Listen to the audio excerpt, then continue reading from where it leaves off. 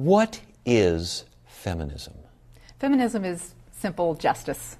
It's just about social justice. It's about equality. It's about a fair shake for everybody. How is it different than feminism 20 years ago? Feminism has evolved many times over the years. I mean, the first feminists in the U.S. who used the term feminism were back in the 1900s. So in the past 20 or 30 or 40 years, feminism, I think, has changed from a time when, well, in my era of feminism, which is generally referred to as the second wave, we were ticked off. We were going about just challenging every glass ceiling and breaking every glass ceiling we could find.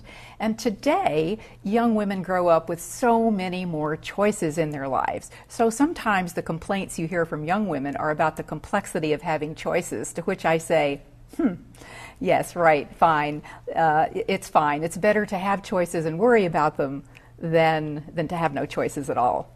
Is Sarah Palin a feminist? I think that is the question of the day. She refers to herself as a feminist, and in many ways, she is totally a product of the feminist revolution. I don't think she quite appreciates that she would never have been Sarah Barracuda, the basketball player, had it not been for Title IX. And the shoulders that she stands on are really more progressive shoulders than she currently has.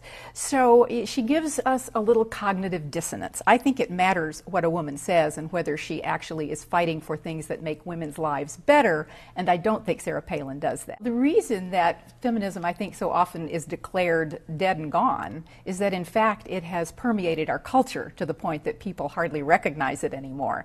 And I think that feminism has actually changed men as profoundly as it has changed women.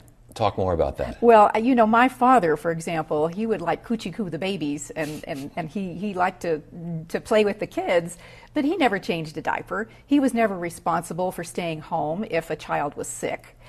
My son, on the other hand, has been intimately involved with his children since they were conceived, let alone since they were born. And I think that men as well as women now, and by the way, this month is supposed to be the month that women become half of the workforce. And so that's a very profound change, and I think that men and women together need to be the next big wave of feminism and change the workplace to make it more, well, so that everybody can have a life and earn a living.